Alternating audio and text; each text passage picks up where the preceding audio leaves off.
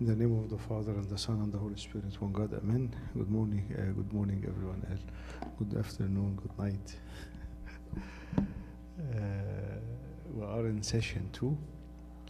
So just briefly, what did you learn from session 1? Just a refresher. So what did we learn from the love and logic? I know there was a lot of hiccups. We are trying to stream.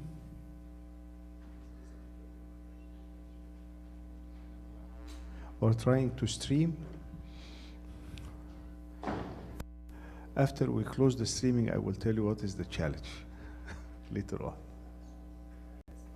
You send the link? Okay. Right. So, I don't know if you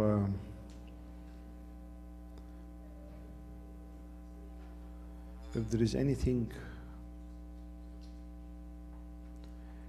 you remember yesterday or last time? Anything that stood out? So what is the concept of love and logic? And why we are having love and logic from the beginning? It's a different parenting style. But what is the point? Yeah, why we are doing it?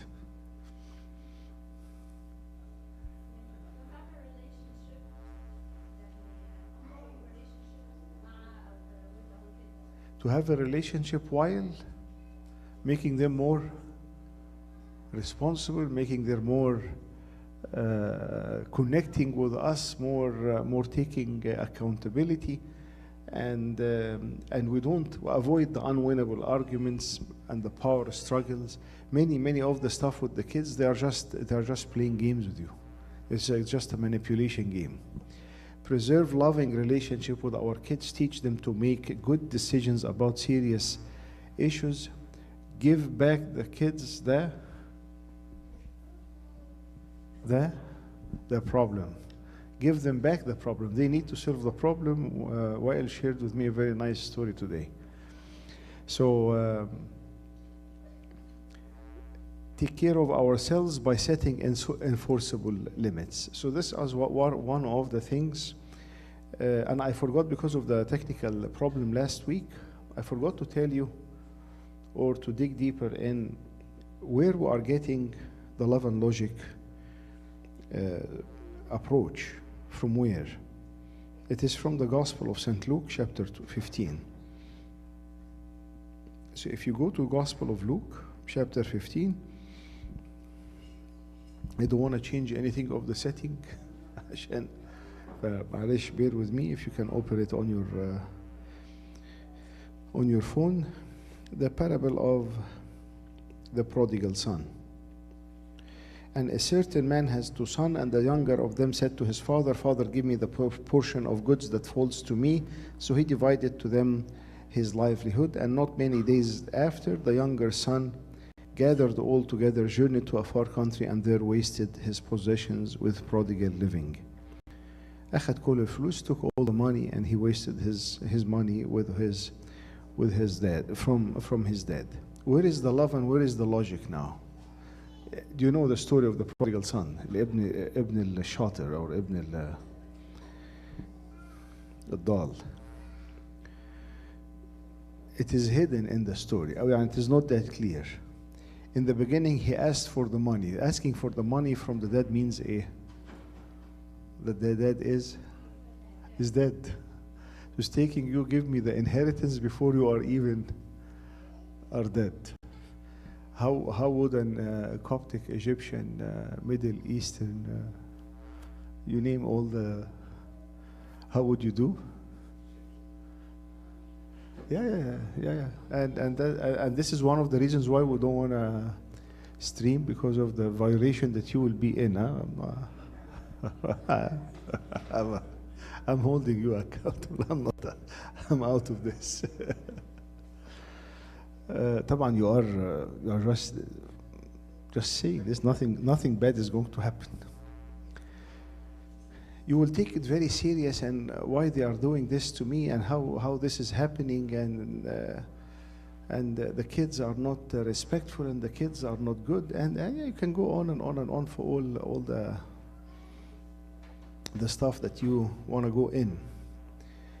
Um, but the dad gave him the money. He took the money, he wasted all the money, and we know all the story. He became very poor and he started being in need, and he returned back to his dad, and his dad accepted him or did not accept him? Accepted him with open arms and with a lot of love. Where is the logic? From where you are saying that he lost his inheritance? He told his older son, yeah, everything I have is yours. And كل ما هو لي فهو لك. So the younger son is out of the equation. And this is the logic part. Halas, you took your money, I love you, I will keep loving you. But the whole thing, you will take the consequences of your decisions. And this is the beauty of this spiritual, very strong message. And it applies also on us in our life. Many of us, you're like, and I will do whatever. I remember one of our colleagues in high school. He was away from God, and he was living an immoral life. And he was bragging about the immoral life. يعني بيتنطط كمان that he is acting up, he's doing bad stuff outside of wedlock. احنا were still in high school. And he's making fun of the other pure kids, and it was crazy. Till one of our Sunday school servants told him, let me tell you something. You are abusing the love of God because you are living a sexually immoral life. But let me tell you something. The Sunday school servant is telling him that this type of sin will never leave your family and will never leave your household and will never leave your family life. He told him, what are you talking about? ارجع back to the story of David. And return back to the story of David. The sins that David have done stayed in his family. And this was the only one thing, and I'm not scaring you, but also, there is a difference between someone who is living his life and out of weakness fall, and someone who is living his life and out of betrayal is falling. في واحد بيقع عن ضعف وواحد بيقع عن خيانة. The one who falls out of weakness is St. Peter. The one who falls out of betrayal is Judas. So when we are adamant about falling in sin, adamant about breaking the commandments of God, adamant about continuing our lifestyle, our life in this path, if we are moving in this direction, then the results is the consequence. The logic approach is, you know what? Okay, this is what you are signing up for. And since that moment, this young man stopped falling in immoral sins. And since that moment, he changed his life. Not because that he was convinced, but because he was scared. And sometimes fear will save us from in our spiritual life, to fear God. So I'm just back to the same concept of love and logic. The dad or the father gave the money out of love, but out of the logic consequence, he told his older son, all what I have is yours, and the younger son has no portion or has nothing to do with this. Another thing that we learned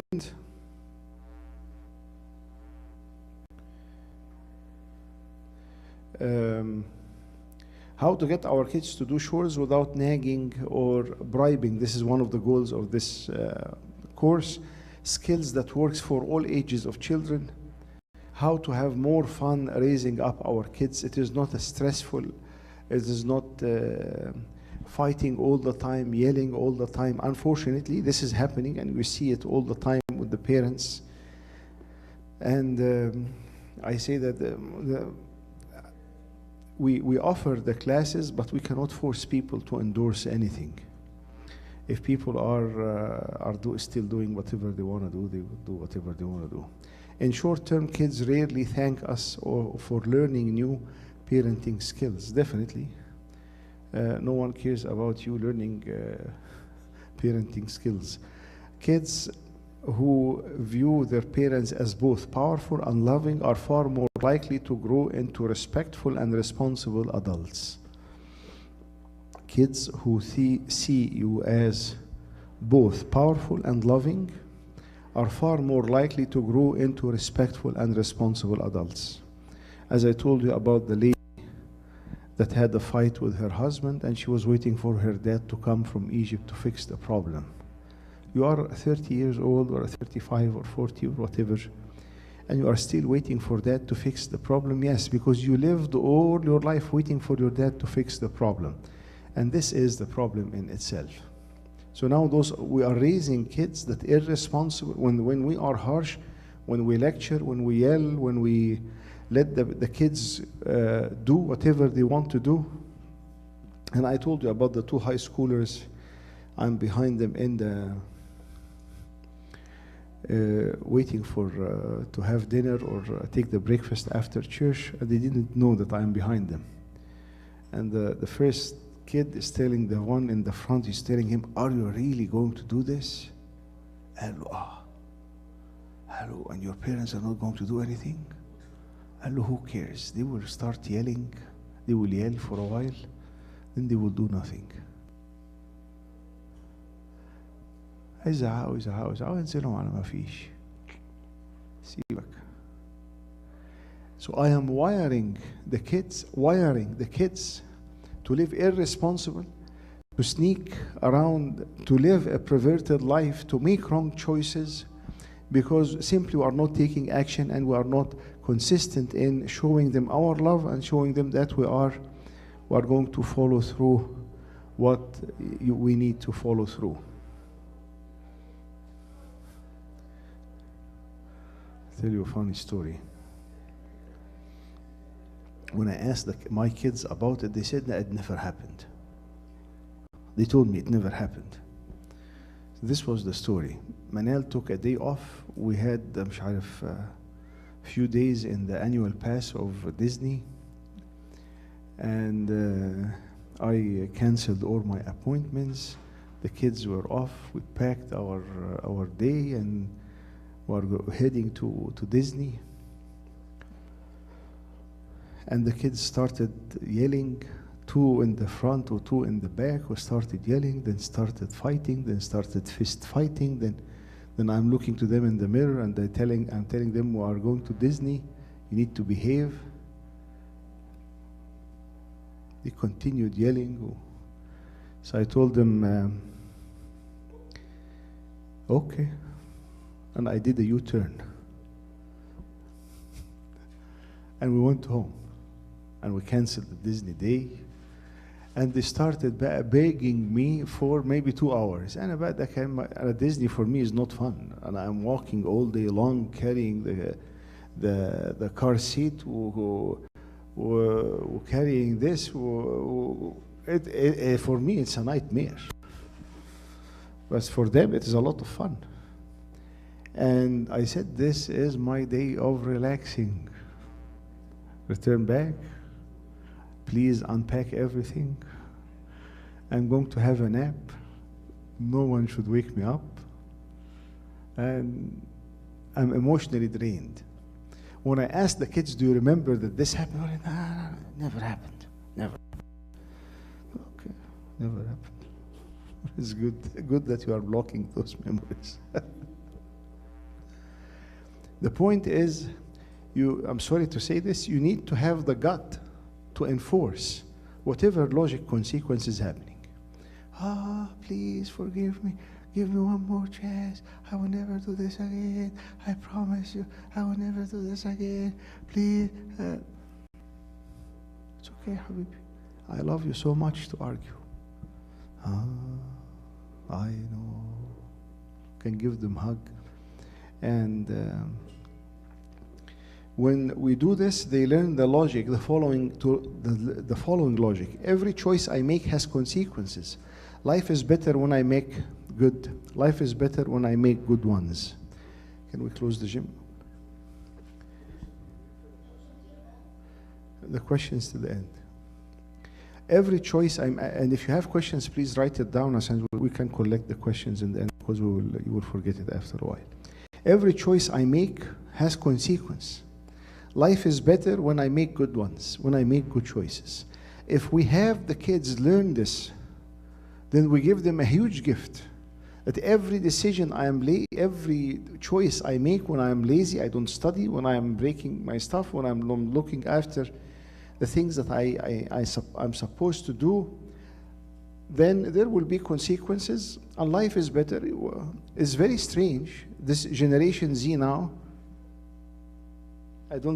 anyone below 25 here? I don't think so. Generation Z, if you heard about Generation Z, have you heard about what I'm talking about? What a lot of land. Okay. Generation Z are 6 times more fired in their jobs than the other generations. Generation Z, the newer generation, from 12 to 24 years old. They are 6 times more, the rate of their firing is 6 times more. 6 times more. Why? Who cares? After they go to their job after 2 weeks, we're like, did you see what I have done? I need a raise. Raise A, Abni. What are you talking? Raise me. This employee has been there for 25 years and he got raises 5 times in his life. Or a promotion. I deserve a promotion after 2 weeks. So going late.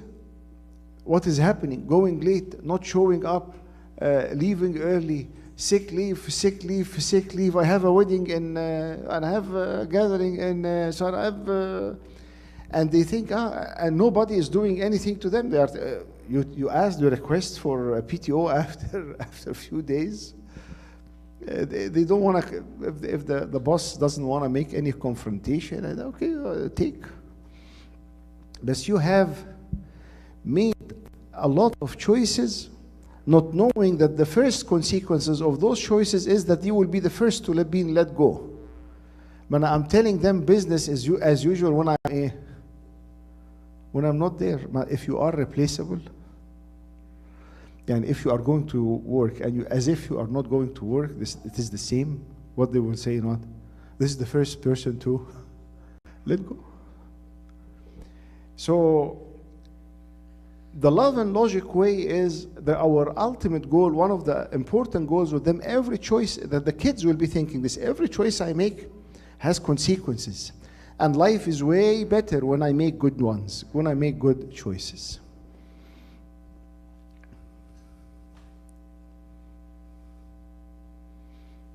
So you can open session 2 for yourself.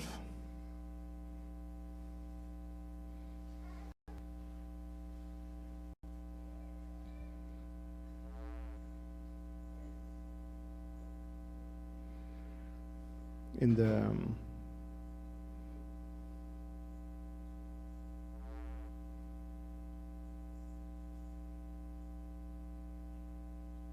Do any of you feel like you have an obligation as a mature adult to make sense to your children? Raise your hand if you ever feel that way. Yeah, you better get over that real quick because it's going to cause problems for you. This lady, oh, I loved her. She was such a sweetheart. Lived right next door. Her name was Jane. And she comes running across the cul-de-sac one day, and she's already about 80 years old. She's got this book that we'd written. She's waving it over her head, and she's giving me the business. She said, our pa used this before you ever came up with it. And I said, Jane, are you serious? And she said, yeah, our pa back on the farm. She used this before you ever wrote about it. I said, really? She said, oh, yeah, we used to argue with our pa. Really? She said, oh, yeah, we used to say stuff like, well, pa, we politely disagree with you about that. Major arguing on the farm 70 years ago. Have things changed a little bit? So I said, you said that to your father? And she said, oh, yeah, me and my brother, we were tough ones. I said, well, what did your pa do? Well, he'd smile. Now, why do you smile at a misbehaving kid? Confuses the heck out of them. And I don't know about you, but I found that the more confused the kids are, the easier they are to deal with. He'd smile? Oh yeah, he'd smile at us. Well, what would he say? Well, he'd just look at us and say, well, sweet Jane, Robert, no time for making kitten britches.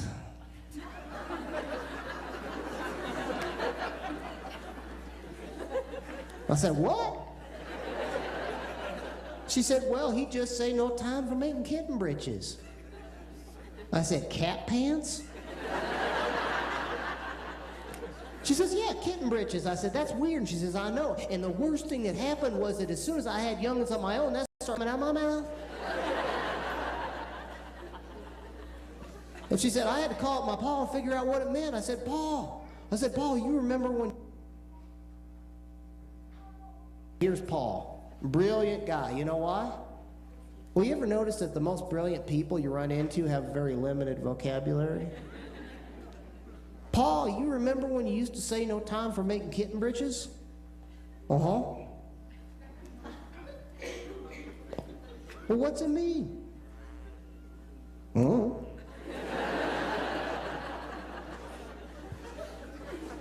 Well, why'd you say it? And Paul got to show how brilliant he really was. He said, well, sweet Jane, I just got to figuring that when a kid says something that ain't so bright, y'all just match it up.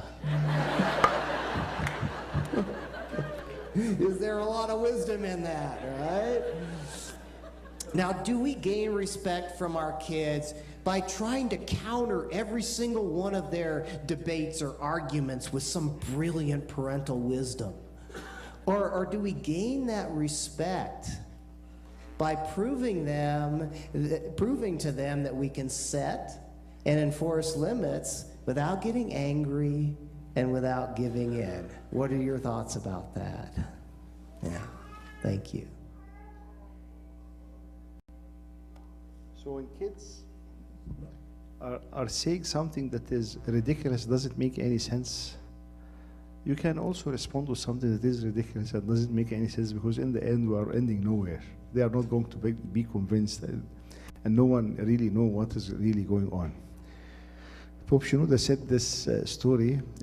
It can sound as a joke, but this is what happened. A guy entered the church, and after he left the church, he didn't find his shoes. So he said, who took my shoes? Who took my shoes? Who took my shoes? And nobody is responding. And he said, if you are not bringing my shoes up, I will do exactly as my older brother was doing. And after 5 minutes, they found the shoes. So he took the shoes and he left the church, and someone stopped him and told him, hey, what's going on? What was your older brother doing? He said he was walking barefoot.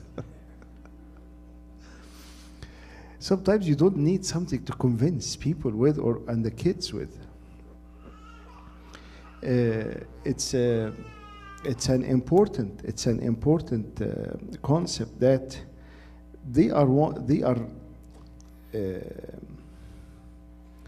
it allows us to use some little humor and fun while raising responsible kids. The following visual will outline what we will bring in this session. This is visual also is in your page 12 on your workbook. This one, the one that we just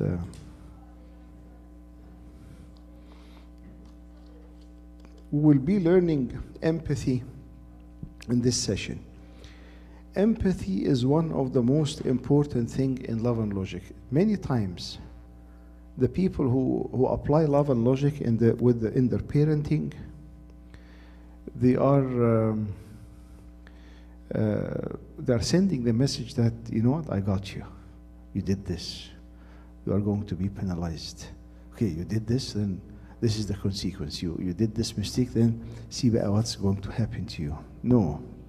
And this is defying or destroying the concept of the love in the relationship. Empathy opens the hearts and the minds toward learning. And I want you to write this down. Empathy opens the heart and the mind towards the learning. Have you hated any subject when you were in elementary school or middle school?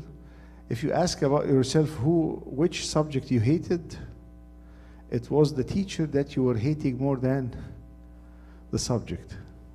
Every subject we hated, most of it, it was a very nasty teacher who is really giving us hard times. We say, you know what, I hate the math and the math teacher and Aisha and everyone.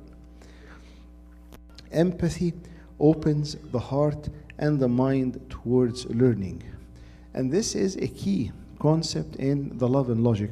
When you show empathy, when you show emotions to the kids, then they feel that you care about them. Best, you know what, oh, I know now the consequences is coming and now we cannot do anything. How to help our kids learn from their mistakes rather than repeating them. What to do when we cannot think of a logical consequence. Sometimes we are stuck and we don't know what to do. How to discipline our child without losing their love. Other tips for enjoying and spending good times with our kids. In the last session, when Jim was speaking about the kittens, the kids are most likely to learn responsibility when they are allowed to make mistakes when the price is so small. We'll give you two examples. Johnny, 4 years old, it is cold, started getting cold. You are telling Johnny, please take your jacket. And Johnny doesn't want to take his jacket.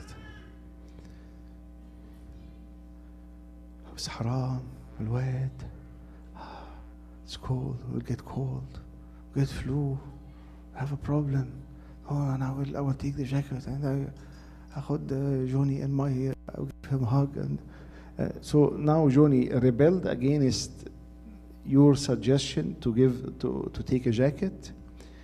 He went outside, it is cold now, it is my problem as a parent.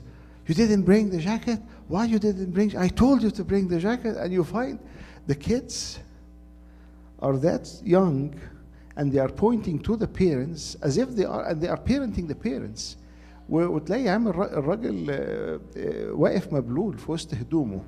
Or the mom or the dad is really embarrassed and they cannot do anything to the kids who is running the show. Unfortunately, there are some, I don't want to say many, but there are a good amount of Coptic family where who is running the show is the kids who are running the show. The mom and the dad are they maybe they are going for something, and the kids are not willing to go, and because they are playing games, so they say, we'll cancel our plans because our son or our daughter is not interested in doing it. We need to allow them to learn responsibilities. When the price tag on the mistake is small. The price tag on the mistake when Johnny is 4 years old and he doesn't want to put the jacket, it will be cold a little bit. We'll ask him so next time, what are you going to do? I'm so sorry that you are feeling cold. We'll show them empathy, we'll support them. What are you going to do next time? And they make up their mind or they make the right decision. It's way different if Johnny is 16 years old, driving or going in a party and he doesn't have a ride and one of his friends is drunk. And he says, you know what, it's no big deal. Everything should be okay. The price tag of the mistake for Johnny when he's 4 years old is completely incomparable with the price tag of the mistake that they do when they are teenagers. But we are trying to shelter them. Habibi, لا what هيبرد, my kids will be cold.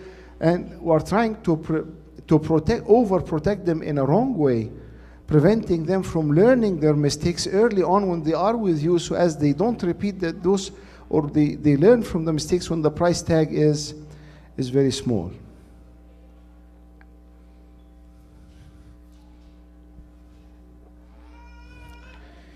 Kids who are allowed to learn from small mistakes early in their life are far less likely to make tragic mistakes later on.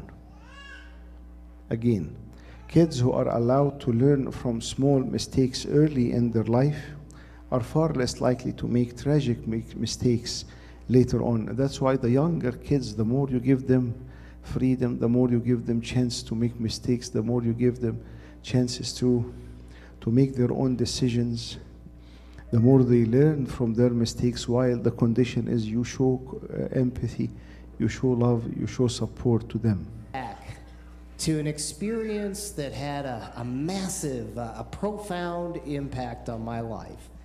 And in order to do that, we have to go way back to Conover, Colorado, when I was a little kid. Yeah, grew up in that wonderful little mountain town. Yes, it was little back then. We actually had a population of 75 there when I was growing up. Yeah. We had a party line.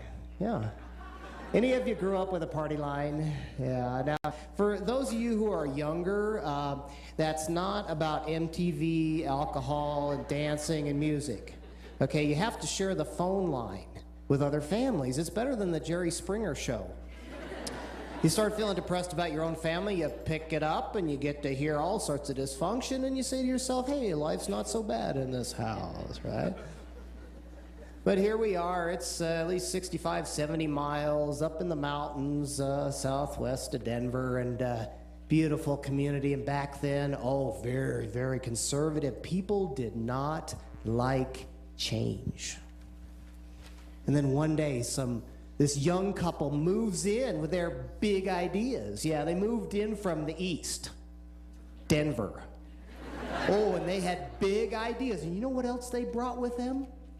They brought a 44-foot-long hot dog on wheels.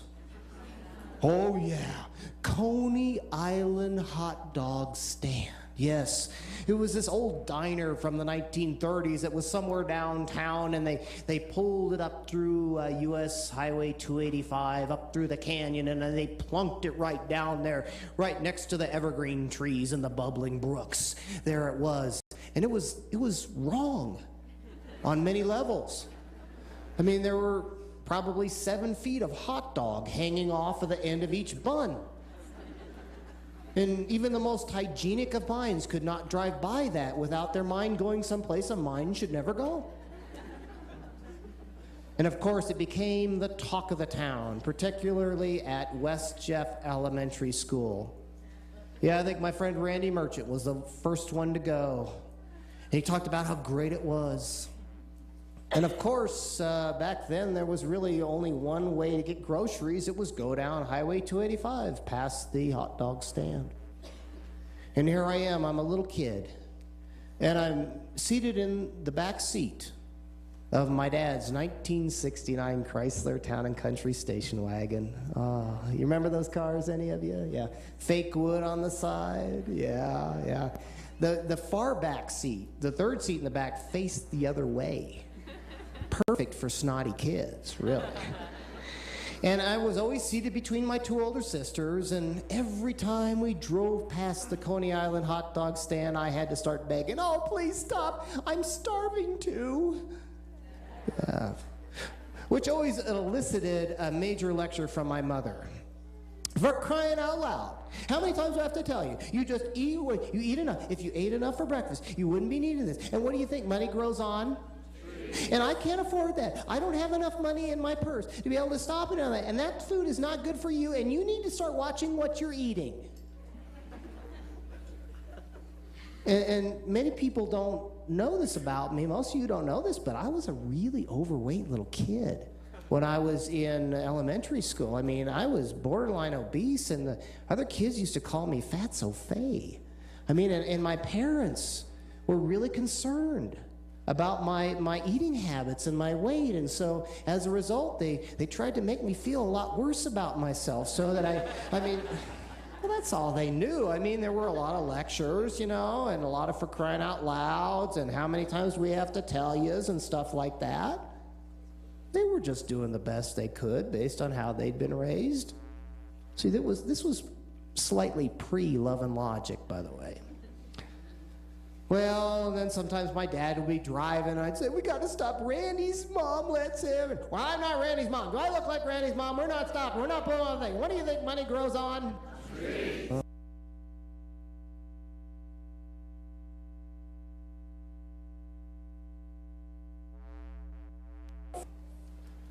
Well, one day we head on past the hot dog stand. My mother's driving this time, and I thought, I'm not giving up on this. This is too important for me to give up on. Mom, I'm really hungry. I'm really starving to death. Would you stop? And Randy's mom took him in. She said And my mother, she pulled into the parking lot. I couldn't believe it. And she said, do you have any money? And I did. See, when I was a kid, I kept two things with me at all times that made me feel big. One was a pocket knife. Yeah. Used to take it to school. Yeah. And my teacher's one was a little bigger than mine. His was good. Have things changed a little bit? Yeah. And I also had this big wad of money, my entire life savings, probably $2, just burning a hole in my leg to be spent. And I said, I have money. And she said, we can stop. And I walked up those wooden steps into Nirvana. Oh, yes. I looked at the menu. It was glorious. I did some quick math. I got a large Polish sausage. And I got extra onions and relish and mustard and ketchup because that extra stuff was free. And then I got those things that Randy told me all about called cheesy fire fries. Yeah, cheesy fire fries. And then I got a Coke that came in a cup that resembled a 50-gallon oil drum. And I gathered it all up and I walked down those steps. And my mother said, we need to get going. And I got in the backseat of that car, and life could not have been any better. I'm telling you. You know how it is? It's just so good. I mean, it just doesn't get any better than that. Now, I can't prove this. I have no evidence to back up my claims here, but I swear that my mother drove just a little bit faster on that day.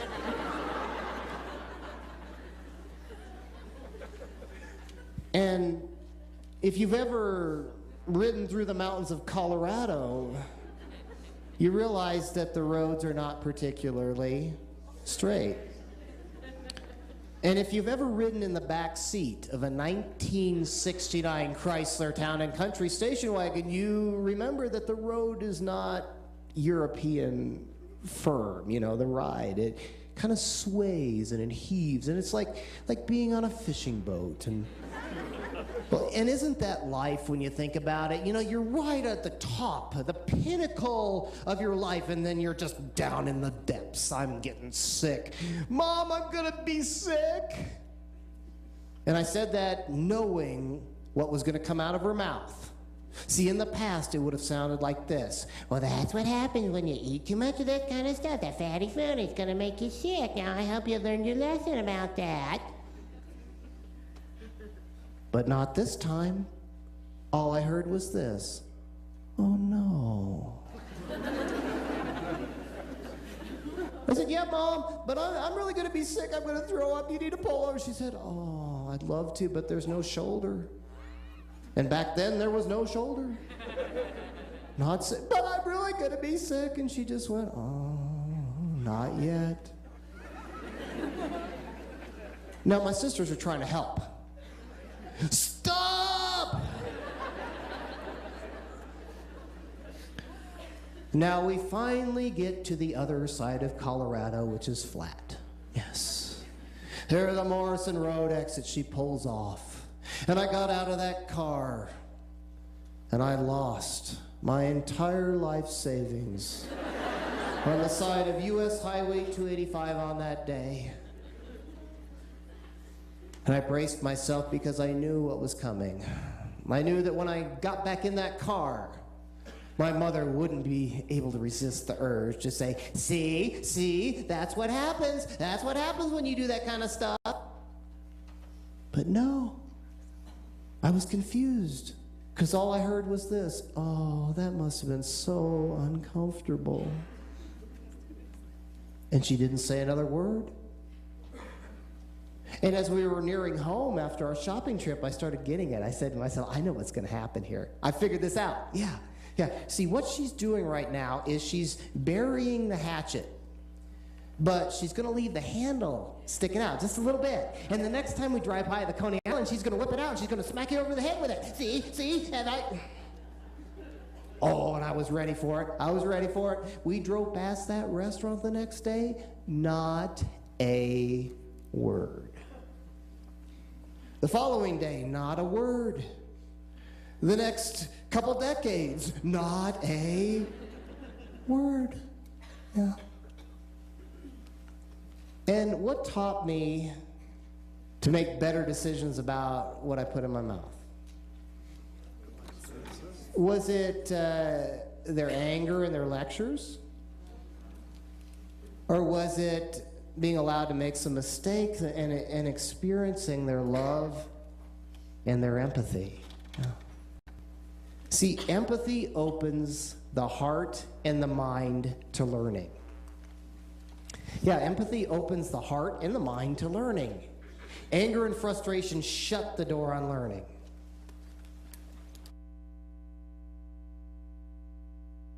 This is one of the most important messages in the whole course. Empathy opens the heart and the mind to learning. When the parents are really compassionate towards the kids, so they are listening, they feel their love, they feel their support, and they are there, not angry and resentful because mom and dad are picking on me or they are doing this, but they are willing, mind is willing to learn. But when we are harsh, when we are angry, we lecture, we threat, we repeat and give them a repeated warning. I told you, you should have done better, you should have made better choices, rebuking them, being angry, lecturing and giving them threats. The mode of, you are turning off the ability to learn. You are putting them in a place to resent you and to fight back and to hurt you or to hurt themselves afterwards. And I think this is the key messages in learning. The Lord gave, or the Father gave a hug and received the prodigal son while he was far off, and he gave him the compassion that he needed. He didn't rebuke him, he didn't tell him, you know what, you see, I told you. Even how did the Lord, do you remember how did the Lord responded to St. Peter after he denied? He asked him, do you love me? But right after Peter denied, in Gospel of St. Luke, it only said that he looked to him. That's it. No, not a single word. And now when you show compassion, they are in the mode, they are moving, the mind is moving in the learning because you feel what I'm feeling. You hate the math teacher, you hate math because you hate the math teacher. When you have compassion or you have connection, when you love the teacher, then you start loving the subject. When you love mom and dad, then you are able to learn and to show empathy. Showing empathy is the key here. Does it make sense that our lectures allow kids to blame us for the consequences of their poor decisions? Yeah. And does it also make sense that empathy, delivered in a loving, sincere way, actually forces them to blame their own poor decisions for the consequences? And who do we want to take the blame when a kid makes a poor decision? Do we want to take that blame? Or are they going to learn the most if they assign a little healthy self-blame or self-responsibility for that?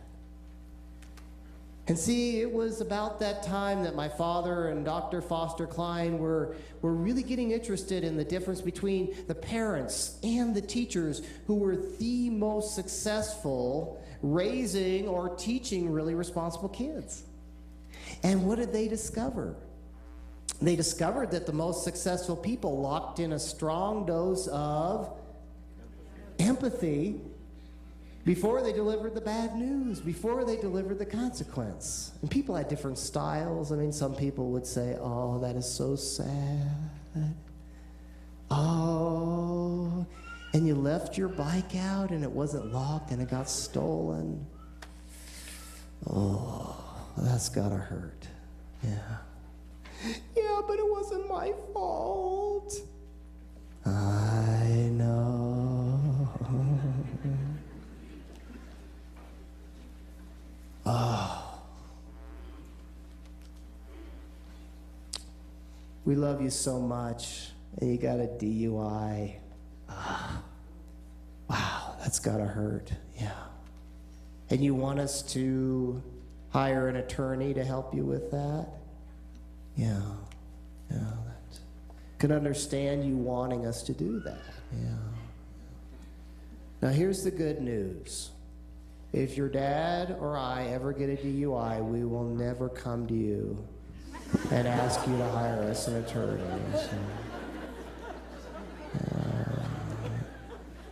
So how do you think you're going to be able to handle this? We love you.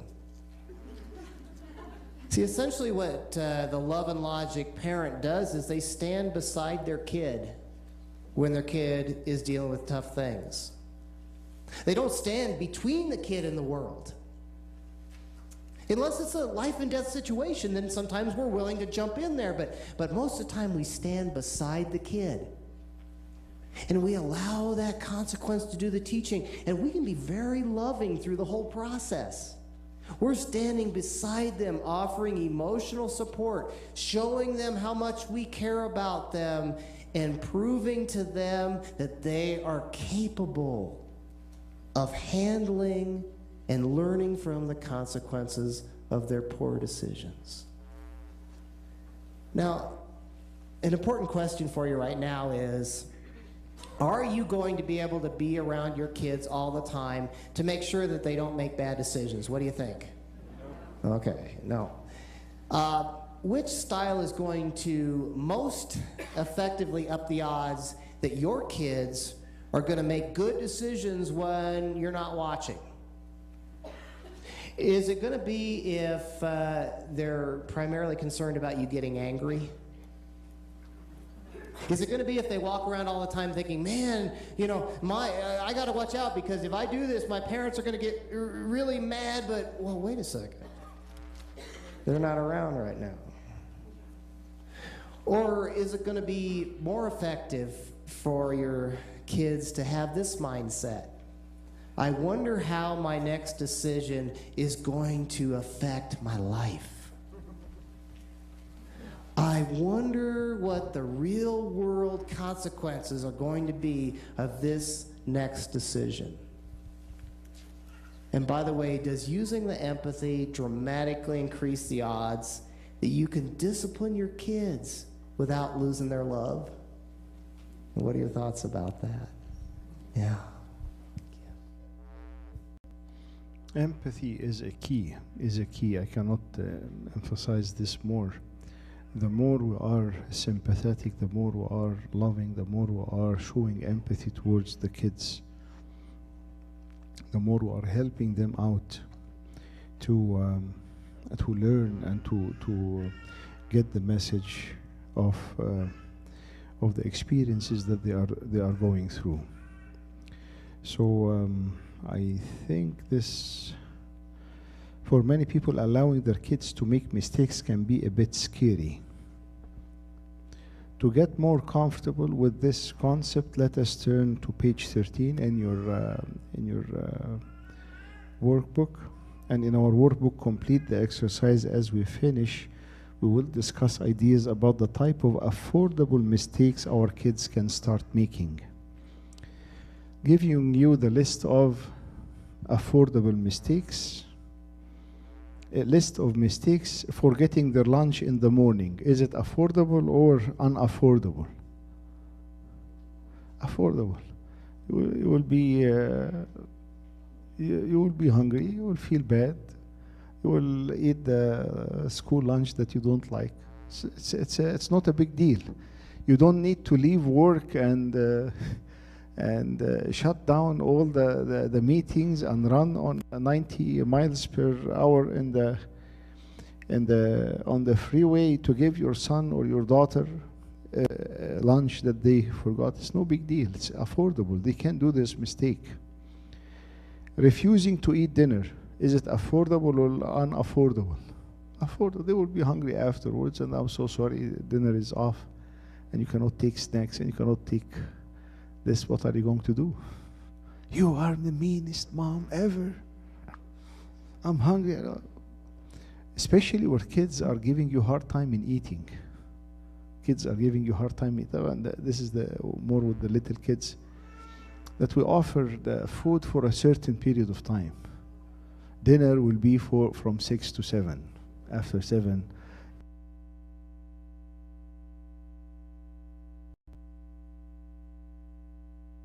and unfortunately, oops, it is 7 p.m., dinner is taken away. Totaling their motorcycle or their tricycle on the lawn, affordable or unaffordable? It's no big deal. It is affordable. Totaling their car at age 16, unaffordable. Wasting their allowance at age 13. Chatting with this is an unaffordable. Chatting with strangers online, this is unaffordable.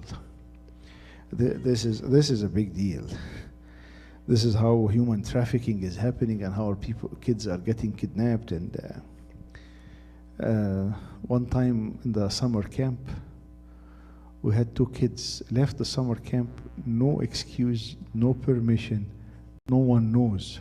Left the summer camp and they walked all the way to McDonald's. And we went crazy. And I'm calling the kids, and the kids are not responding, and I'm calling the parents, and the parents are not responding, and now we don't know where the kids are. And somebody saw them, they were dropping their kids off late, and they saw the 2 kids walking all the way to McDonald's. And their parents called them over the phone. They picked up the phone and they started yelling. Go to Abuna. Abuna will discipline you, and Abuna will do this, and Abuna will do that. So they came to me, and I was in the office. They came to me. They were scared to death. So I told them, I gave them a hug. I told them, how are you doing? We're good. And they don't know what's going to happen. So I told them, do you have your phone on you? And they said, yeah. I told them, can you search how many kids get kidnapped and go missing in the US every day? Search how many kids get missing. Can you search how many kids get missing every day in the US? It's an insane number of kids. It's really, really, really scary. I don't recall, but it was... if anyone researched it and has the number, let me know. Per day, the number of kids that go missing every single day. 2,100, yeah. 2,100 kids go missing every single day in the US. This means that if you just do the math, this is, if you divide 2,100 by 24 hours, and you will 2,100 divided by 24, so you have almost 90 kids every hour. 90 kids every hour get missing. And I told them, what does this mean? They said, oh, we didn't know this. Okay. What does this mean? And through the consequence that the knowing, and I showed them empathy, but I gave them the consequence, and there was a debate between the servants in the summer camp. They should miss the field trip or not miss that field trip. In the end, we, whatever is the decision that we made, but the kids learn through empathy. If you lose empathy, you lose the relationship with their kids, because they will say you are the meanest, and they mean that you are the meanest, and you don't feel what I'm going through. Forgetting to do their homework. Affordable. Getting B in an exam. Affordable. Not submitting the project on time. It's affordable.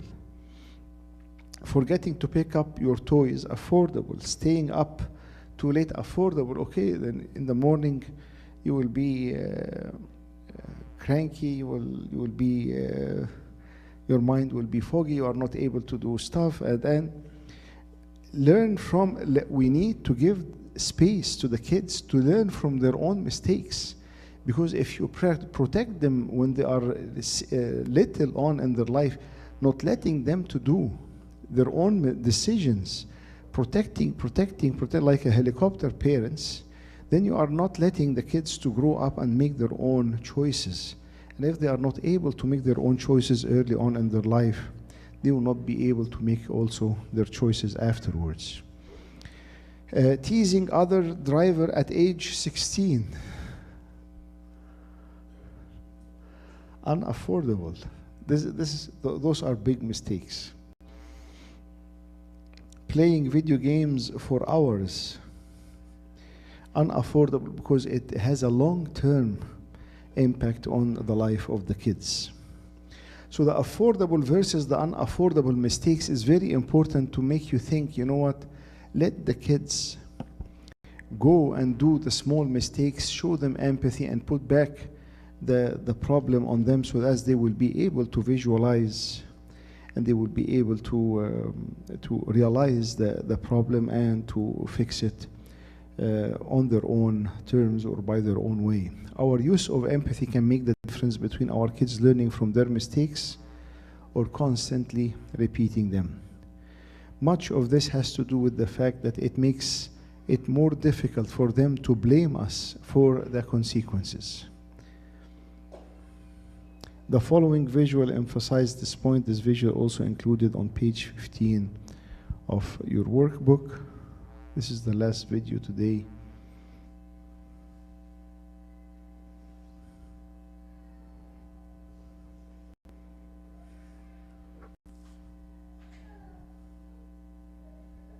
Raise your hand if you find it really easy to come up with logical consequences when your kids misbehave. Yeah. It looks good in those books where it says there's got to be a natural consequence and a logical consequence for everything a kid does. That's a lie. It doesn't exist. First of all, there are a lot of things that kids can do, mistakes that they can make, and there's no logical consequence right now. The consequence kicks in years later. What's the natural consequence for not studying at school? It's not a bad grade, that's just the score, right? What's the consequence? A lot harder life later on, isn't it? So it doesn't kick in right away. So, and there are a lot of times actually when we know what the consequence is and we've rejected it in our mind. I'm going to say to you, if there is a consequence that's logical and reasonable, you will know it immediately. Because you'll hear a little voice in your head, and it sounds just like this. Oh, I don't want him to have to replace that coat that he lost. The minute you hear that, you know that's the consequence. Now, what if you hear a little voice in your head that says, oh, I don't want him to lose his driver's license over this? What's the consequence? There it is right there. Oh, I don't want him to have a problem with the teacher tomorrow because he doesn't have his project done. What's the consequence? Yeah, dealing with the teacher, it's right there. But what do we do when we love our kids? We hear that voice, we reject it immediately, and we start dwelling on what can we do to this kid that'll make me feel more comfortable. It's all about us, right? Yeah. So we come up with something that isn't nearly as good because we didn't want to have to do what was right. And don't apologize for that. That's just natural to have that happen. So what if I could give you a generic consequence, though, that you could use whenever you can't think of one? Yes. So you can say to yourself, whenever I don't have a clue, here's what I do, right? Okay, doke. I'm thinking about a call we got at the Institute, and this woman's all excited. I don't know what to do with this kid. You got to tell me what to do with this kid. And she happened to be one of our facilitators, you know, who teaches the class. Oh, yeah. She said, it's so much easier when it's somebody else's kid, you know, and that's natural, isn't it? She said, but my kid is coming home with all this filthy language, and she said, I don't know what they think they're teaching over at that school, but my kid comes home with all these words. Well, how many teachers are here? You have special curricula on that, don't you? Yeah, that's the only place where a kid could ever learn those words. She said, I don't know what to do. Well, I happened to get a hold of Dr. Charles there. And he said, well, it sounds like an energy drain to me. She said, oh, tell me my energy is just drained. That's exactly what happens. I'm exhausted. He said, no, that's the name of the technique. The generic consequence for Love and Logic parents, when you don't know what to do, is called energy drain. I'll show you how to do it. He said, now before I do, remember, everybody who uses Love and Logic matches it to their personality. If they're dramatic people, they do it in a dramatic way. If they're kind of laid-back people, they do it in a laid-back way. And some people are business-like, so they do it in a business-like way. The important thing is this. At the point of delivery, when we tell the kid what the consequence is, we want to be either just business-like or especially not angry, because anger and frustration fuels misbehavior. So the trick is anger and frustration fuels misbehavior. Anger and frustration fuels misbehavior. The more we are angry, the more we are frustrated, the more this is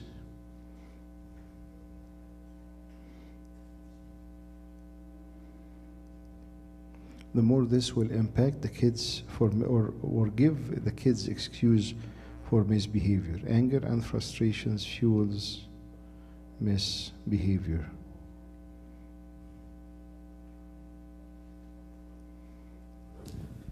not to believe this old myth that says that Love and Logic people are never angry.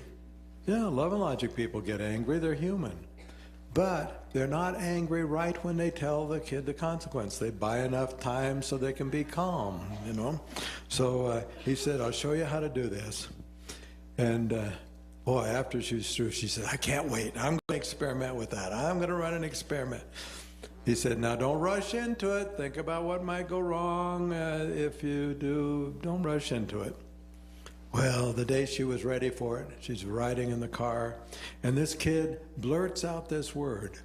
Now, being kind of a dramatic person, she just goes, oh, energy drain, energy drain. And she pulls off the highway onto a side street, parks in a really nice, safe place, and just holds her head. And he's in the back seat going, what's wrong? What's wrong? Why do we stop? We got to get going. We're going to be late. And she goes, oh, it just drains my energy. Hear you using those words, and no, I'm going to have to do something about that. There's that word again, right? Going to have to do what? Something about that. But she says, not right now. And then she patted her head pretty soon. She says, but you know, I think I'm going to be okay. And she drove off. And she didn't do anything about it right now. Is it possible that he might think he's getting by with that, yes or no? Oh, is that good or bad? Oh, conflicted audience now. All of our research says far better a kid thinks he gets by with something temporarily and then suddenly discovers that he didn't. The quality of the consequence is enhanced. It comes more like a lightning strike right out of the blue, right? So she let him think he got by with it. That night, she went to him and she said, you really drained my energy with those words in the car. How do you want to put that energy back? Huh? Well, when you drain my energy, you got to put it back. How do you want to do it? I don't know. Being an expert, she says, how sad not to know. And she just kept on talking. Would you like some choices? Well, I don't know. Well, here's one choice. Some kids put energy back in their mothers this way. They say, Mom, go lie down on that couch over there. I'm going to bring you a pillow. I want you to get nice and comfy. And as soon as you get comfy, I'm going to turn on that TV set and you can watch TV and you can get some energy back while I do one of your jobs for you. I'm going to get the dusting mitt. I'm going to dust all over the house. No, I don't like to dust. You know, I don't like to dust. That's stupid. Besides, dusting is woman's work. Ooh, now I wonder where he learned that. Yeah. By the way, do you know anybody who would fall for that little trap or fall into that trap and have to have a little lecture about women's work? Yes or no? Should we have a moment of silence for those people? Yeah, because who's running the show at that time? Oh, she didn't fall for that.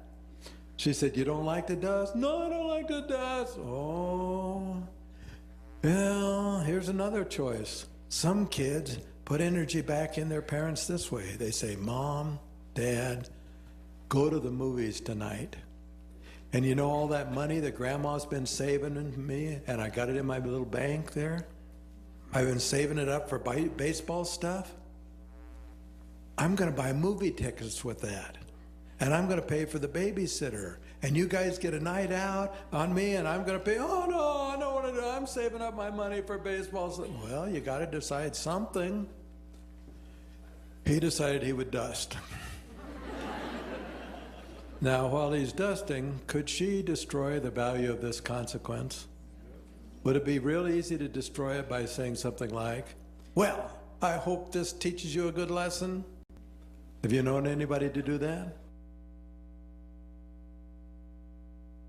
This is our problem, that we have so much love and I think wrong, immature love, that we don't want the kids to follow through whatever they have done and say, not, okay, at least you learned your lesson. I will continue. I will take care of the dusting. Huh? Did you know? What's another favorite one? Have you learned your lesson? I hope so. No, she didn't do that. What did she do instead? She's lying there watching TV and she's going, oh, this is good. This is nice. Getting my energy back. Thank you, thank you, thank you. And she was very sincere about it. And when she was telling us about it later on, she said, he dusted 4 times that next week. I had 4 major energy drains. And she says, I'm afraid I'm going to have to start doing my own dusting, because she said that house is looking pretty good up to counter height. And she said, I just love this technique, because she says, I think I could modify it for any age. Do you think you could do that? Could you use it with a teenager? Would you go, oh, energy drain? I don't think so. But you might do, ooh, now that's going to be a drain. Wow. But she said, I can't wait for him to get old enough to go to his first party and come home late. Can you imagine the massive energy drain I'm going to have over that? We're going to get some major work done around this house. She said, but she's pretty happy with it. She said, I'm even thinking about my husband on this. I don't know if I got enough nerve to do that. Maybe I better do that. No, we don't advise that, right? Okay. She called back 2 weeks later. She no longer is enthusiastic about the energy drain technique. She said, you know that energy drain technique Dr. Charles taught me? She said, that thing backfired. She said, yeah, I was driving him out on the highway yesterday, and this woman cut me off in my lane. You're right, that word came right out of her mouth. She says, oh no, I hope he didn't hear that. She looks in the rearview mirror. What does she see in the rearview mirror? 6-year-old, oh, energy drain, energy drain.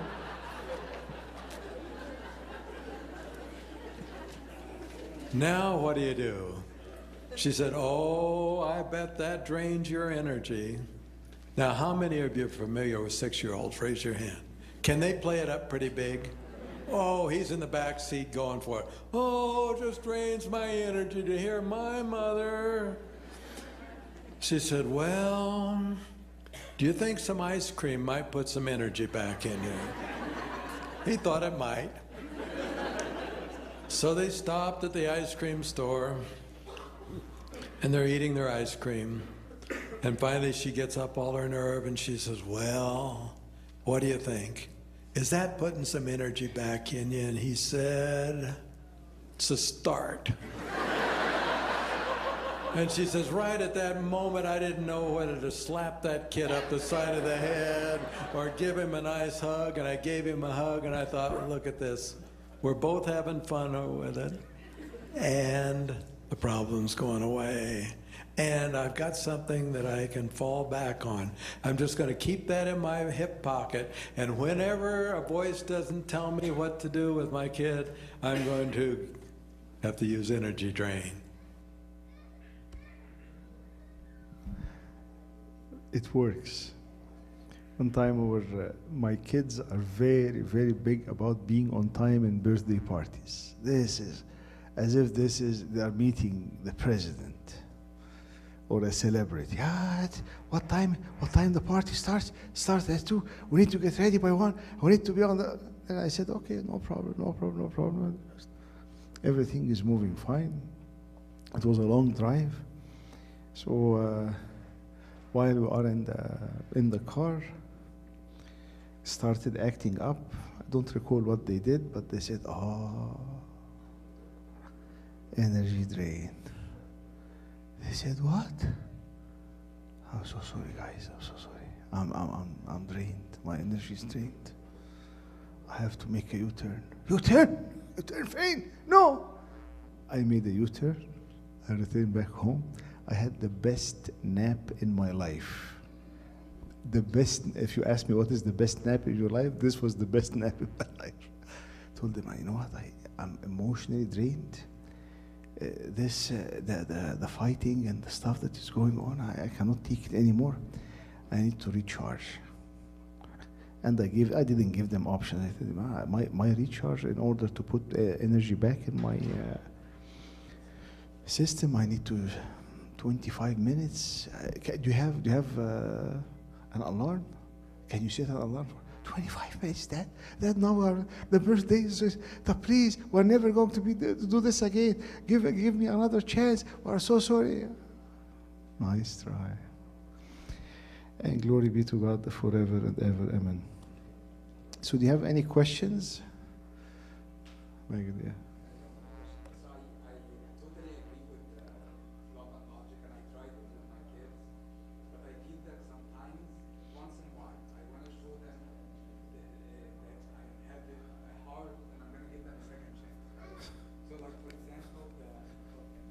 For the streaming. So I agree with the principle of love and logic, and I tried it with my kids, and it really works.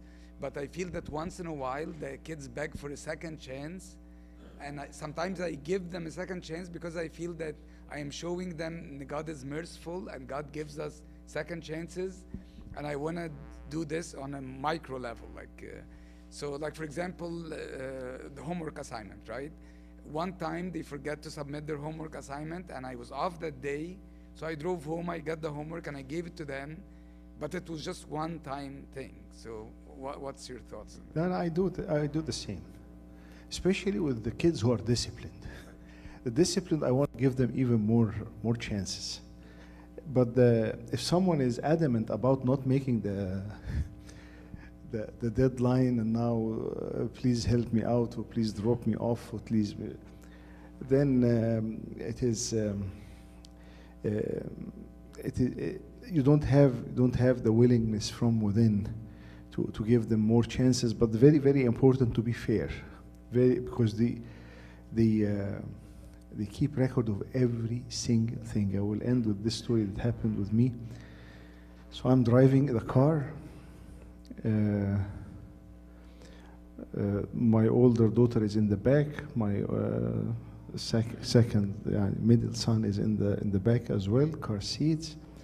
And Mark is telling me, Dad, tomorrow we have an iPad day in the school. can I take the iPad? I told her, "No, it's no big deal. Okay, take the iPad." And Maura was beside Mark, and she collapsed. She's crying, crying, crying, crying. And I didn't know what's going on. And she, as if something big, major problem happened. So I told her, "Are you okay?" And she said, 2 years ago, I asked you the same question about the iPad day, and you told me no.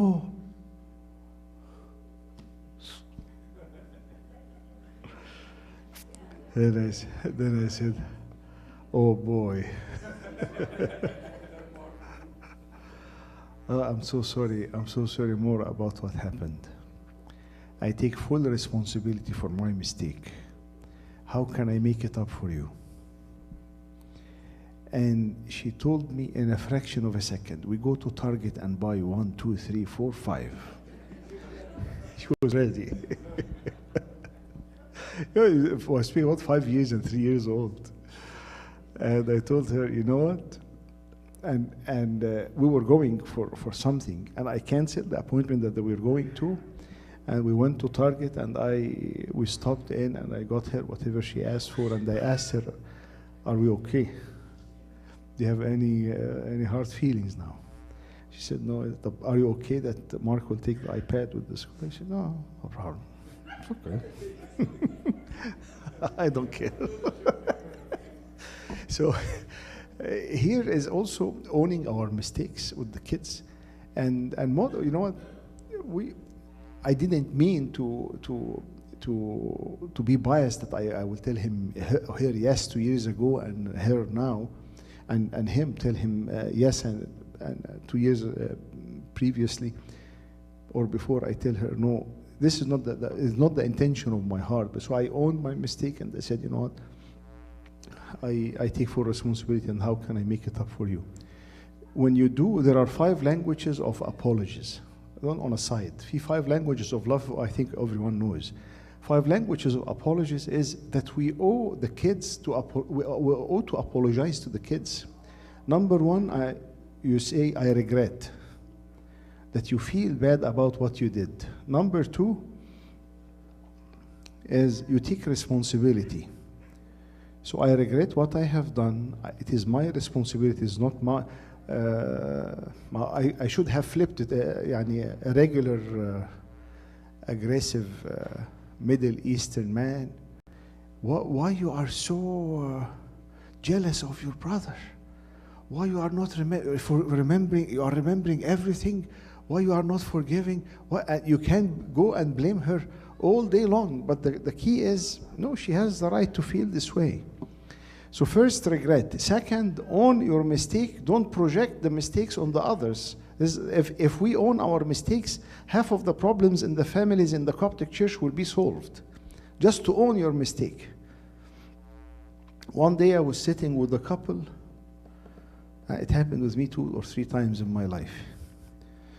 There are a very long table, and the guy is here, and the girl, the wife is here, and they started on how everything is going. "Abuna, you don't know what happened, and she did this. No, he did this. She for how long? For hour." And I'm ping pong. لغاية لما رقبتي already I had pain in my neck. Then I told them, "لا, hold on, خليكوا كده.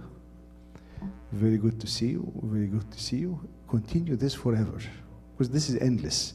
When you keep blaming each other or blaming others." So number 1, regret. Number 2, own your mistake. Number 3, say, "I am sorry. I did this mistake, and I'm responsible for it." Saying that you are sorry. Number 4, I promise you that I will not do this again. Promise that I will not repeat this mistake again. And it applies with kids, it applies with marriage, it applies in life. Regret. You cannot say sorry. Sorry. You don't feel what you are saying. Regret. Own your mistake. Say sorry. Say, "I will promise you that I will never do this again." And last thing, how can I make it up for you? This is the 5th love language of apologies. They did a research about people who did big mistakes, public mistakes, and how they apologize and their apology to the community, to the society. And they did analysis on all of this, including the stuff that Clinton did and his apology to the nation. And they did a lot of polls asking people, did he really apologize? Did you feel that he really apologized, and so forth? So number 1, regret. Number 2, own your mistake. Number 3, say sorry. Number 4, I will never do this again. Number 5 is, how can I make it up for you? As I did with the Target story. You had a question? Oh, Sherry.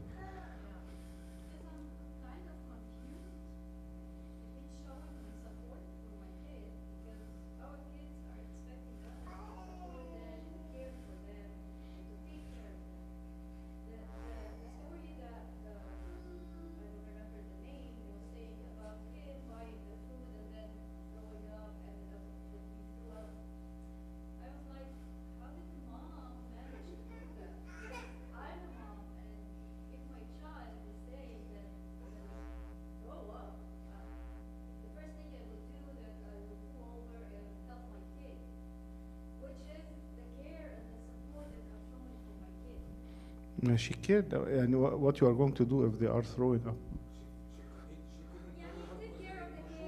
up. Yeah, I mean, but for safety, you can.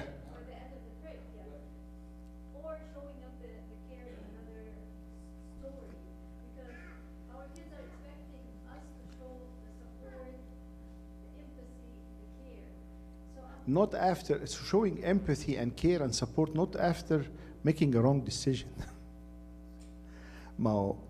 Showing support and care because they just got sick and they are home and I'm taking care of them because they have fever and they are going through, they have sickness. I will show them support and care.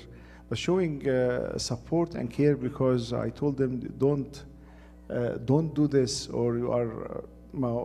It was obvious that the food is not healthy and he overate and he insisted and okay, so the consequences, so it is after a wrong decision.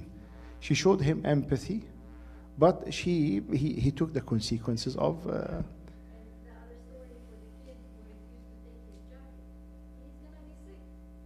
So, and my role as the parent or the mom that I should prevent the kid getting sick. لا، ما هنا بقى the affordable وال unaffordable. It is your choice. To bail out the kid and not to make them sick when they are 3 years old, or to get them out of prison when they are 16. Till this, there was a kid, 17 years old, driving, taking a speed ticket. A ticket was $400. After 1 year, didn't show up, didn't pay, didn't communicate to the court, didn't do anything. After 1 year, there is a search warrant, Amr bil Abd alayh, and $2,000, and it is on his record. The consequence, no, if you keep protecting the kids from going through their consequences when they are young, then they are not learning. Then when they are old, they are going to have a very high price for their consequences. And this is the whole thing. And here the wisdom and what it's my choice how I want to raise my kids. I'm not telling you this is what you have to do in your life. This is what you have to do. The whole idea is the concept. But when we keep covering the mistakes of the kids, and the kids are putting the blame on us because in the end they wanna be free from guilt and free from blame, and we take this and we keep enabling this, we are raising irresponsible, immature husband and wife that they will make the life of the other spouse miserable. Yeah.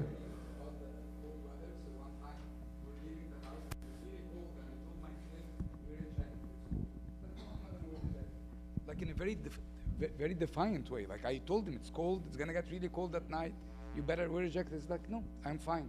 So I'm like, okay, no problem. And before I did that, I got upset and I was yelling at him. And I said, why am I losing my peace? I already made it clear to him, you need to wear a jacket. And he said, no. So, and I lost my peace. So I said, no, the most important thing, I need to be at peace, right? And he's rebelling against me, no problem. So I told him, let's go. We go, and he was shivering, right? So I fell in the mistake. I told him, I told you so, right? I lectured, which I shouldn't have done. But at least I told him, wear a jacket. He refused to wear a jacket. So now, you know. So I think sometimes they need, especially when you give them a warning and you tell them, it's not like an innocent mistake, he forgot his jacket. I was telling him, get a jacket, and he said no. So I think it's hard, but you have to make the right decision. I'm just have the fear that my kids will feel that they That you don't care about them or you don't love them. This is not. And that's what they tell me. because I always feel that I need to make them confident that I am their source of security and confidence. So if I'm leaving them to face whatever consequences, You give them a warning. this is the like الشعر يعني. I told him, go get your jacket, and he said no. No. Because Yeah, and this the Egyptian way of love and logic will take the jacket in the car.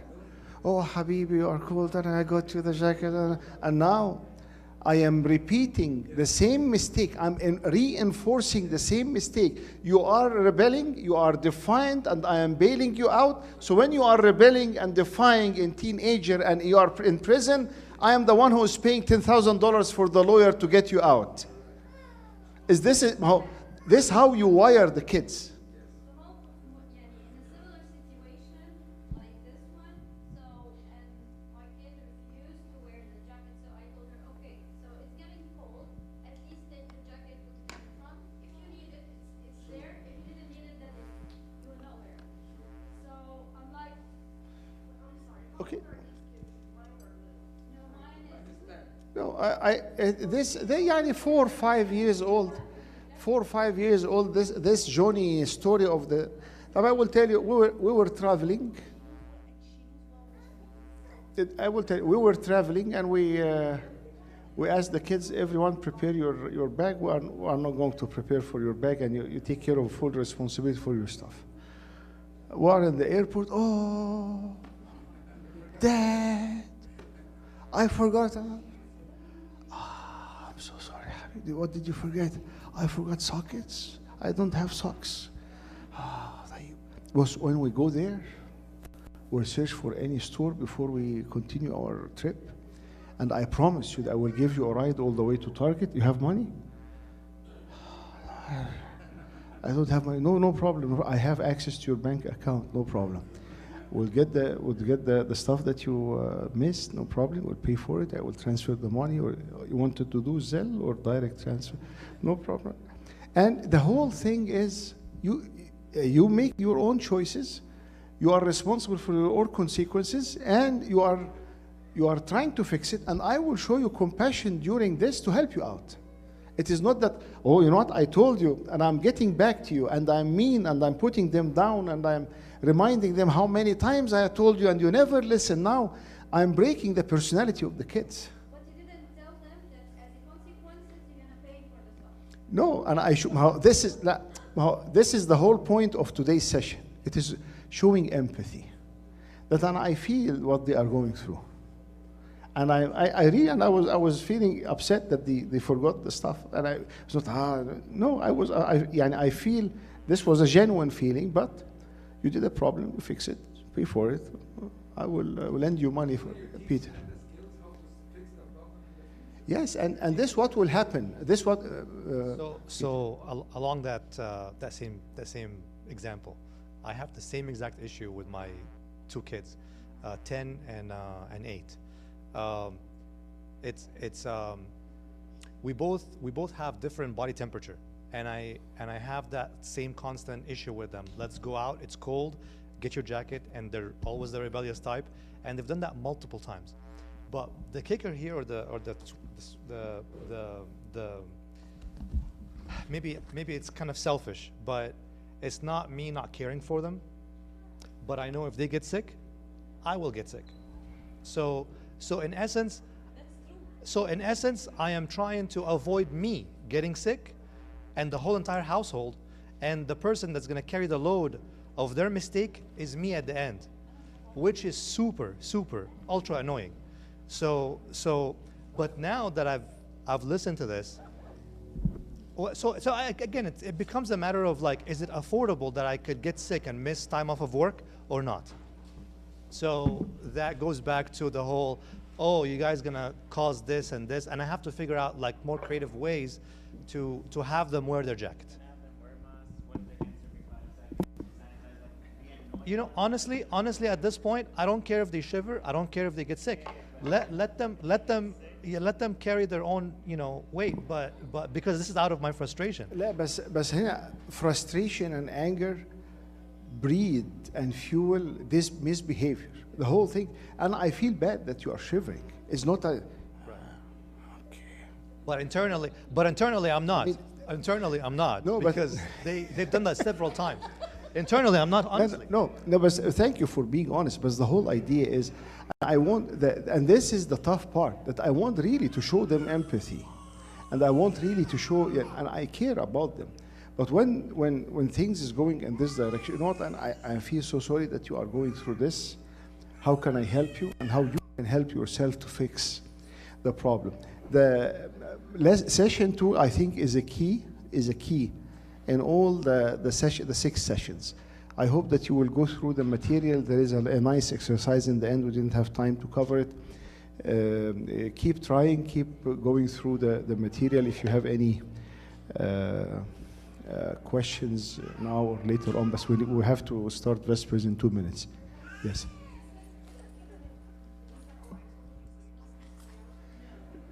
No, you are not supposed to tell them I told you. I'm showing empathy towards my son or my daughter and giving them a hug. You are cold. Oh, I'm so sorry that you feel this way. Then I ask them, what is a better decision to make next time? Oh, I should have got the jacket with me. No, it's yes. Yes.